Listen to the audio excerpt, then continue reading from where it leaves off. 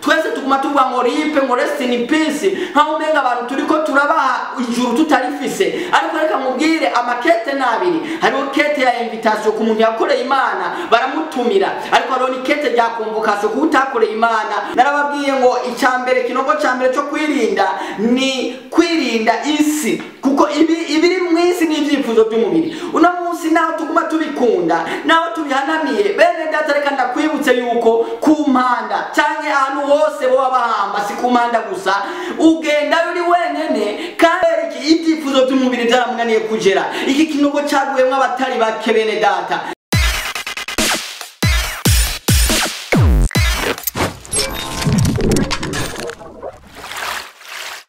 Shalom shalom bene data, mukurikira ikiganiro mukunda isoko y'umwidegenzo muhabwa na mugezi wa shingiro Nduwayezu Jean Claude asengera muri Horizon des Âmes, ariko abashikiriza ikiganiro nka Holy Mountain of Christ Ministry.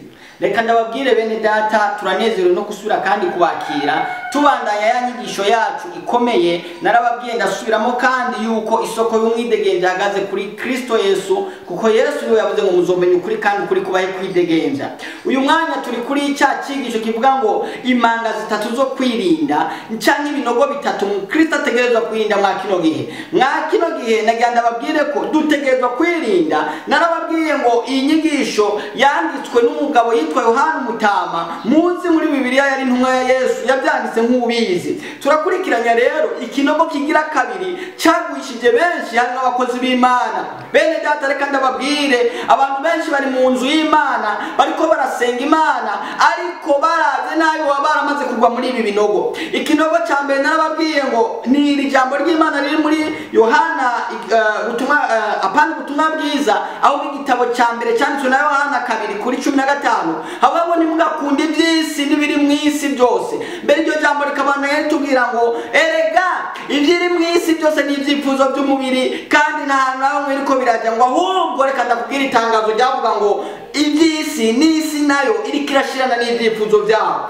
Narababwiye ngo icyambere kinogo cyambere cyo kwirinda ni kwirinda isi, kuko ibiri mu isi ni ibyifuzo by'umubiri. Uno munsi naho tuguma tubikunda naho tubihanamiye, bene data reka ndakwibutse yuko kumanda cyane ahantu hose bo bahamba si kumanda gusa, ugenda uri wenyene kandi akanogo baguhambamo ni kamwe ntabwo ari tubiri, n'inziga metero nyene muzi, nta mazu ujana nta bintu byose ujana. Mu gihe rero wagumucakira bijya byo mu isi gusa, waribagiye ubugingo ko Yesu yavuze ngo nibwo turondera, waribagiye yuko umunsi umwe tuzoja imbere y'intebe y'imanza. Nawe ndakubwire mwene data ntacu uzohakura, kandi mwibutse iki kintu twese tuguma tuvuga ngo ripe ngo rest in peace nkaho umenga abantu turiko turabaha ijuru tutarifise. Ariko reka mubwire amakete nabiri, hariho kete ya invitation ku muntu yakoreye Imana baramutumira, ariko hariho ni kete rya convocation ku utakoreye Imana bazomukomboka urubanza, kandi urubanza ruzoba ari rubi. Rero ikinogo kigira kabiri cyo tugiye kuvugana ko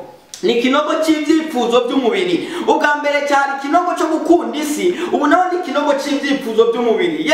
Ibyifuzo by'umubiri bimaze abantu, bisambuye amashengero, bisambuye societe, bisambuye abantu byananiranye. Reka ndakubwire mwene data, iki kinogo gihari kuva kera kandi ariho benshi bakiguyemo barabahizi. Iki kinogo cy'ibyifuzo by'umubiri, umugabo yitwa Samusoni yari yavutse, Imana yaramuvuze ko irabwira nyina we ngo uzovyara uzocungura Israeli. Irabwira mama we ngo mbere n'inzoga ntizuzigereyo kuko umwana uzovyara zo ari udasanzwe. Samusoni ntiyarasanzwe, hageze yuko agwana n'intambwe yarayishwanyaguza, hageze ko agwana n'Abafilistiya yarabashwanyaguza. Mugabo ngo agere ku mukobwa yitwa Delila arahindura Samusoni acika goyigoyi imbere ya Delila, kubera iki ibyifuzo by'umubiri byaramunaniye kugera. Iki kinogo cyaguyemwe abatari bake bene data. Dawidi yigeze kukigwamo umunsi umwe, arakigwamo mugabo agira ubwenge, arihana, arabwira Imana ngo Mana uyu mutima navuka bitandukanye n'umutima w'icyaha ndagusabye ngo uwunkuremo.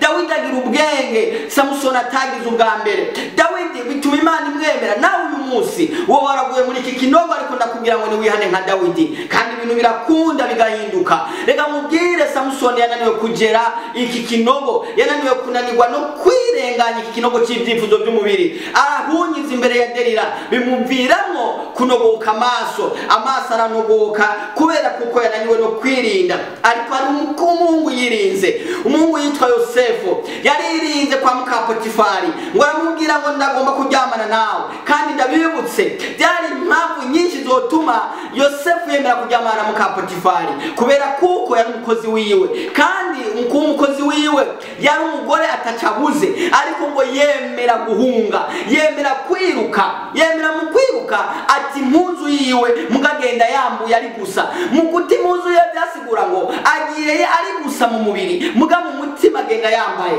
Yemwe icyo mfasha uno munsi twese, abapastori, abakozi b'Imana batandukanye, abaririmbyi n'abakristo, tukemera kwiruka naho twoba tumeze nabi mu mubiri, muga indani mu mutima hameze neza. Niko byamugendekeye Yosefu, kandi yaratsinze intambara. Nawe uyu munsi wogerageza woitsinda. Wa muhungu we mwishengero, wa mukobwa we mwishengero, wa mupapa wa mumama mwishengero umeze neza, ageze mwisura y'umunyizi y'uhuye n'ibyifuzo by'umubiri. Nagomba ngo dusenge Imana, nagomba ngo duhinduke. Ndakubwire ngo ni wananirwa n'iki kinogo kagutsinda, uzokigwamo kandi uzomudesertere, uru rugendo ruzorushikamo. Reka dusengane nawe wumvise ijambo ry'Imana kugira ngo Yesu akugirire neza. Mwami Yesu urakoze kandi kumpa uyu mwanya no kuma abantu banyumvirije, kugira ngo ubahe kwihana no kurengana iki kinogo gikomeye. Iki kinogo benshi bakiguyemo barabahizi, none n'uyu mwanya wakiguyemo ndamusaba imbabazi ngo akizwe, maze utarakigwamo acirinde. Uzobukoze kandi uzobugize neza, ni mu izina rya Yesu Kristo umucunguzi wacu, amen.